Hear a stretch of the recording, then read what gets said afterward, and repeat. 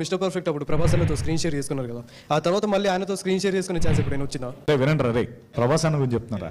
నేను చెప్పాను అన్న, నేను మిస్టర్ పర్ఫెక్ట్ చేశాను, మీతో పాటు అంటే గుర్తుపెట్టారు, మాట్లాడుకున్నాం. కొంతసేపటికి అక్కడ ఇంకొక పెద్ద ఆవిడ వచ్చారు, డాన్స్ చేస్తుంది అంటే ఊరికే జస్ట్ దేర్ ఎంజాయింగ్. కొంతసేపటికి ప్రభాస్ అన్న దగ్గరికి వచ్చారు, నాకు చిన్న రిక్వెస్ట్ ఉంది అన్నారు. ఏంటన్నా రిక్వెస్ట్ ఏంటన్నా చెప్పండి అంటే, ఏం లేదు ఆవిడ ఉన్నారు కదా చూడు అంటే, చూస్తే అవునన్నా అంటే, ఆవిడ మన ఇద్దరితో డ్యాన్స్ వేద్దాం అనుకుంటున్నారంట, ఆవిడ కొంచెం టెర్మినల్ ఇల్లు, మన ఇద్దరం ఆవిడతో డ్యాన్స్ వేద్దామా అని పాపం నన్ను అడిగి, మీ ఇద్దరం వెళ్ళి ఆవిడ మా మీద ఇలా చేతులు వేస్తే ఇలా డ్యాన్స్ వేసి కొంతసేపు ఆవిడ హ్యాపీ అయిపోయింది ఫుల్.